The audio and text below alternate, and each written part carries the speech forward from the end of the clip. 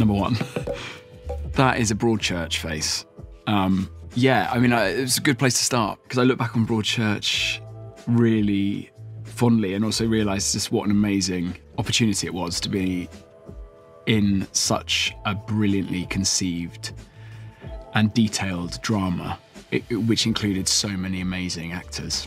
I do have a specific Broadchurch memory with Vicky McClure being sat on the beach in West Bay. It was a day off, and obviously we're all living and breathing it because it's beautiful. Like the Jurassic Coast was there, and we were watching. I think Jodie was in her red dress running along, finding, you know, her son's dead body, you know, in character.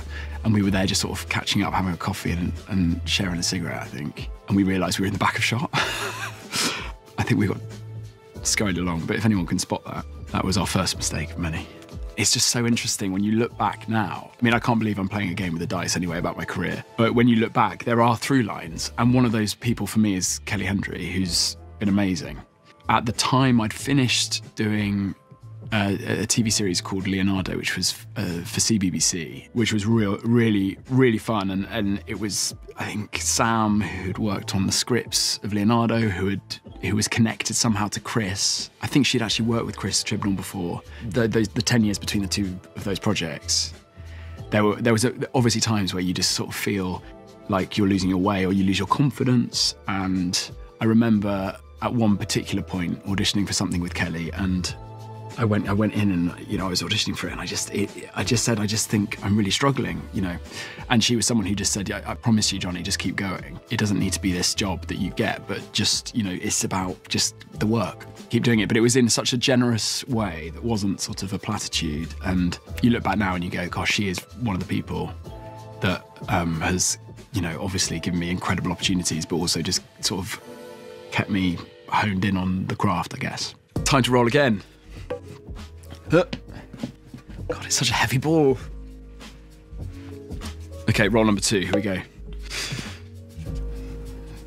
There he is.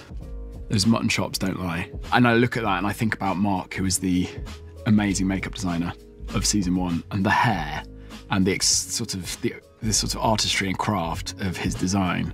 It's hard not to feel completely sort of emotionally connected to talking about it. I actually bizarrely got that from a self-tape. So to all those actors who are, you know, look at a self-tape and you go, it's never going to happen, which of course I thought for this as well. It did. And so yeah, so that sort of changed that narrative for me and the confidence in self-tapes. But I was on stage and I was doing Company and having an amazing time, knackering time, but with brilliant people, directed by Marion Elliott. I got sent the script for Bridgerton, and I just thought the idea of Shondaland coming in to do a period drama for Netflix, it just felt like it would be an extraordinary moment, you know, sort of like magnesium to a flame creative moment, and it made sense, knowing what Shondaland, you know, what they stand for really, creating worlds in which everyone can see themselves in. You know, I'd auditioned for The Duke, which was the Reggae John Page part, and at the end of it, they were like, I think you might be, you know, you might need to look at Anthony Bridgerton. The Netflix effect is wild. You know, I probably wouldn't be sat here rolling a dice if it wasn't for Anthony Bridgerton. I look forward to, yeah, supporting the rest of the family and the stories that go forward, because if there's one thing I know about, you know, beloved worlds, is that you want to see them through, and people invest their love and their time, and it means so much to so many people. So yeah, me and Tony will be together for a while. Trying a new technique here. This is the Winky Prince. Can't say much about Fiyero in Wicked. I cannot wait to see it. I mean, the craftsmanship, to be in something that is so palpably real, and, you know, like the millions of tulips that they planted, the conception of what Munchkinland looks like now, you know, in the world that we live in, and how it can still be a fantasy place that people can go and play and you'd want to dive into. As a fan of huge scale sort of studio musicals, but also films, and the style of leaning away from CGI and rendering, but actually having literal sets to play in. I think about Charlie and the Chocolate Factory and what it was to see those sets growing up, and to see the scratch and lick wall the idea of being able to dive into the chocolate with Augustus Gloop, that was my fantasy. Again? Yeah.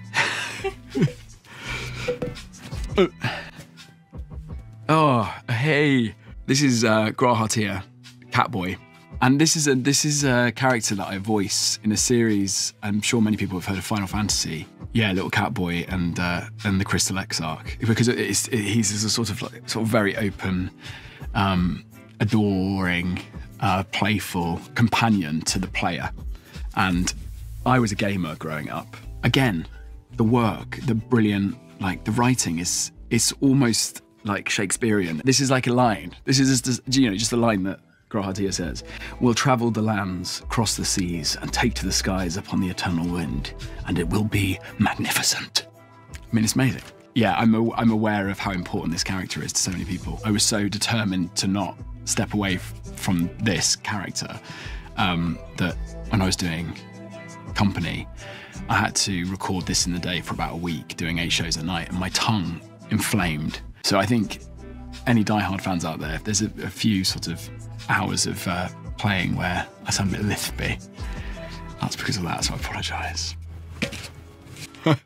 Here he is, it's Tim Laughlin. This is Fellow Travellers. It's a series that chronicles a love story and really queer sort of liberation over 30 years and 4 decades. And it was just fascinating, really, you know, how lucky to experience jobs that actually offer catharsis to who you actually are and your own identity, to be able to go and educate and investigate previous queer experiences.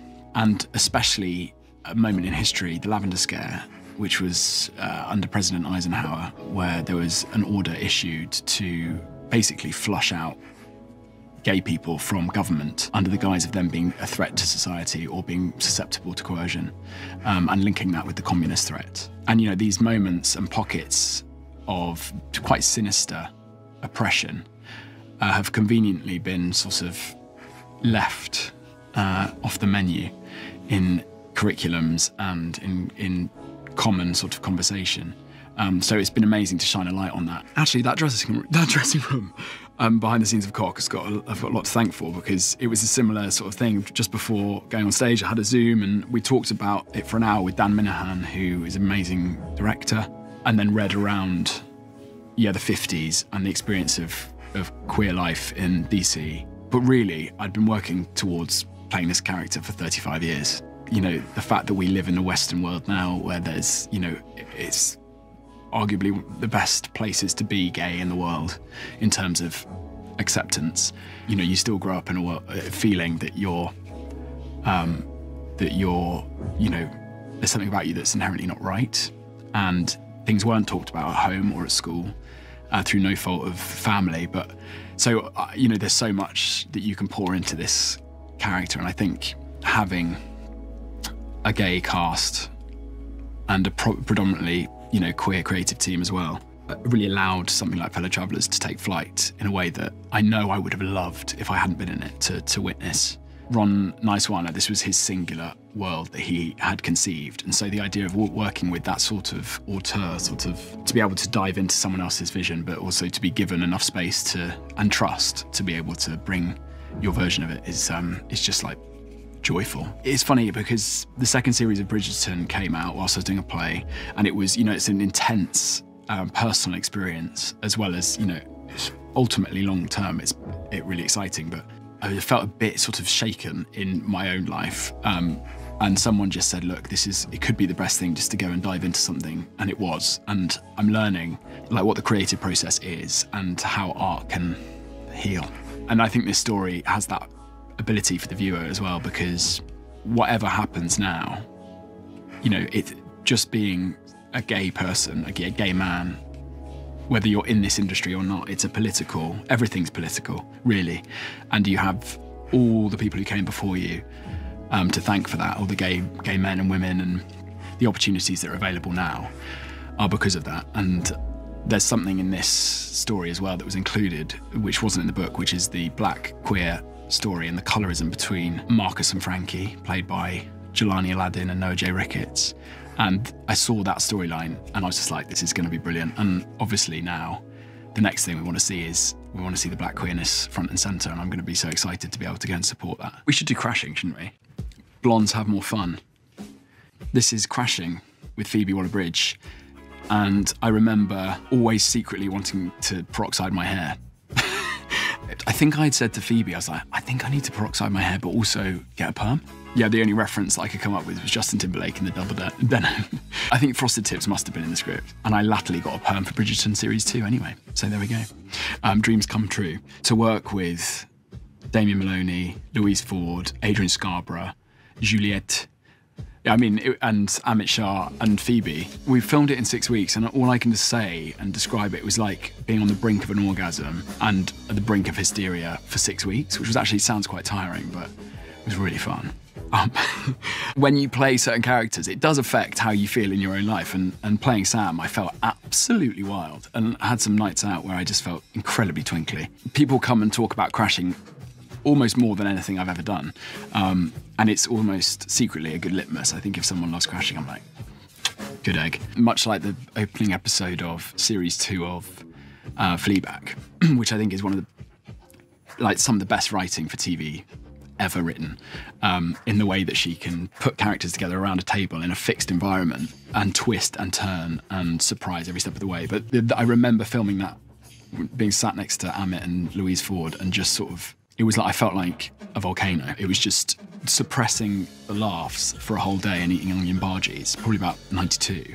And I remember putting on my trainers and running home, which was about 7 miles. So yeah, slightly insane. But that was the amount of energy that was like generated in doing something that's that sort of naughty and playful and fucking funny. So yeah, so that must be surely one of my faves.